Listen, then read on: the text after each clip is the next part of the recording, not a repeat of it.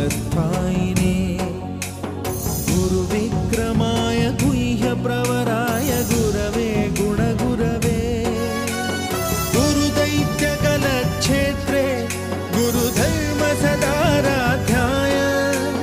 गुरुपुत्रपरित्रात्रे गुरुपाखण्डखण्डकाय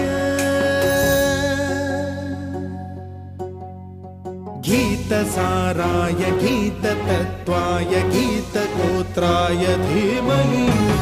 गूढगुल्फाय गन्धमत्ताय गोजयप्रदाय धीमहि